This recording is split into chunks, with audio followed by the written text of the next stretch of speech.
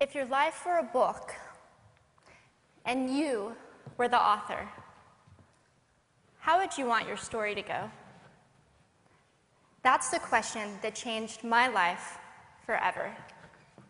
Growing up in the hot Las Vegas desert, all I wanted was to be free. I would daydream about traveling the world, living in a place where it snowed, and I would picture all of the stories that I would go on to tell.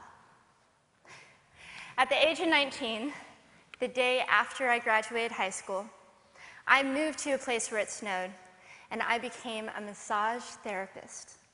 With this job, all I needed were my hands and my massage table by my side, and I could go anywhere.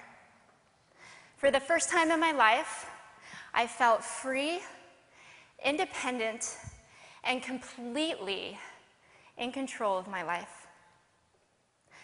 That is, until my life took a detour. I went home from work early one day with what I thought was the flu, and less than 24 hours later, I was in the hospital on life support with less than a 2% chance of living. It wasn't until days later, as I lay in a coma, that the doctors diagnosed me with bacterial meningitis, a vaccine-preventable blood infection. Over the course of 2.5 months, I lost my spleen, my kidneys, the hearing in my left ear, and both of my legs below the knee.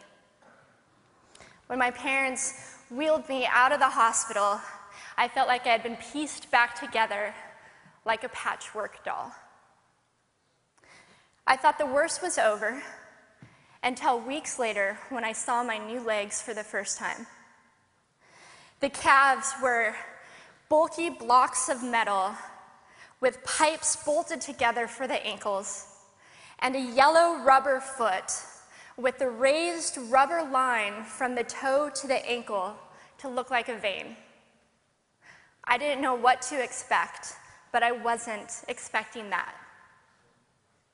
With my mom by my side and tears streaming down our faces, I strapped on these chunky legs and I stood up. They were so painful and so confining that all I could think was, how am I ever going to travel the world in these things? How was I ever going to live the life full of adventure and stories as I always wanted? And how was I going to snowboard again?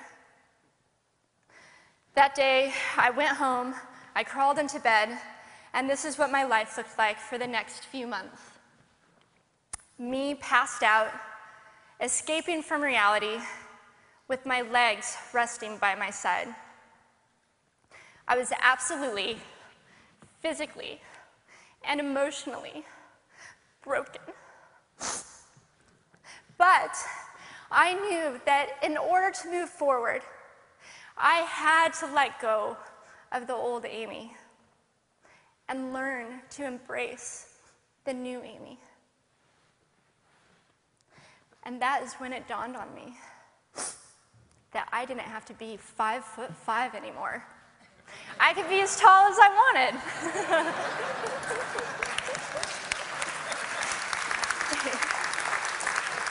Or as short as I wanted, depending on who I was dating.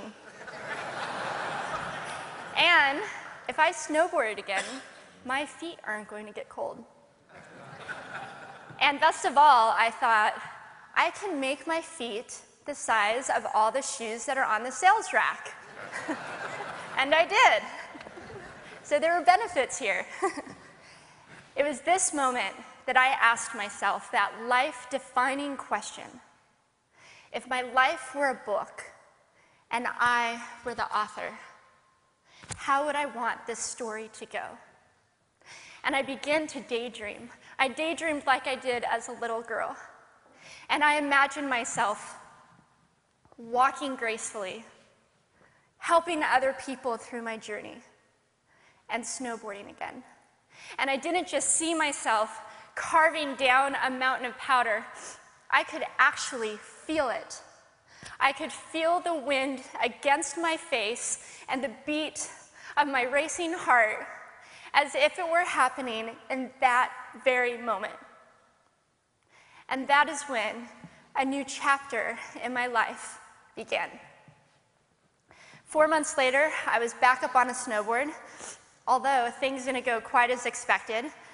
My knees and my ankles wouldn't bend, and at one point, I traumatized all the skiers on the chairlift when I fell, and my legs, still attached to my snowboard, went flying down the mountain. And I was on top of the mountain still. I was so shocked. I was just as shocked as everybody else, and I was so discouraged, but I knew that if I could find the right pair of feet, that I would be able to do this again. And this is when I learned that our borders and our obstacles can only do two things.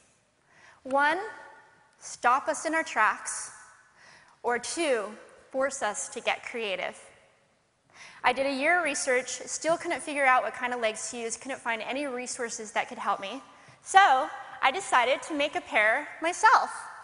My leg maker and I put random parts together, and we made a pair of feet that I could snowboard in.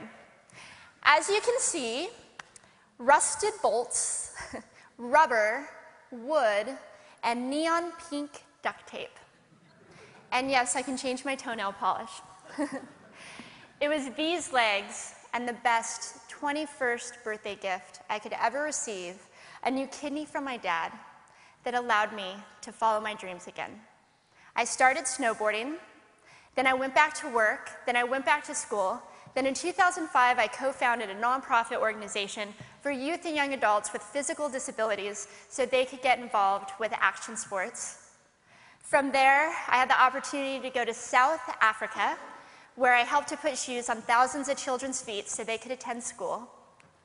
And just this past February, I won 2 back-to-back World Cup gold medals.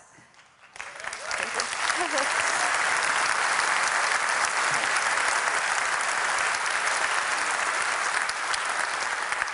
Which made me the highest-ranked adaptive female snowboarder in the world. 11 years ago, when I lost my legs, I had no idea what to expect. But if you asked me today if I would ever want to change my situation, I would have to say no.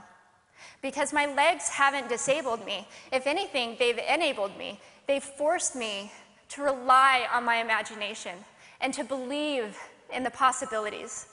And that's why I believe that our imaginations can be used as tools for breaking through borders. Because in our minds, we can do anything, and we can be anything. It's believing in those dreams and facing our fears head on that allows us to live our lives beyond our limits. And although today is about innovation without borders, I have to say that in my life, innovation has only been possible because of my borders. I've learned that borders are where the actual ends, but also where the imagination and the story begins. So the thought that I would like to challenge you with today is that maybe instead of looking at our challenges and our limitations as something negative or bad, we can begin to look at them as blessings.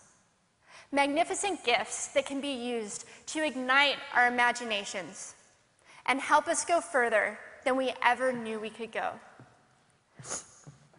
It's not about breaking down borders. It's about pushing off of them and seeing what amazing places they might bring us. Thank you.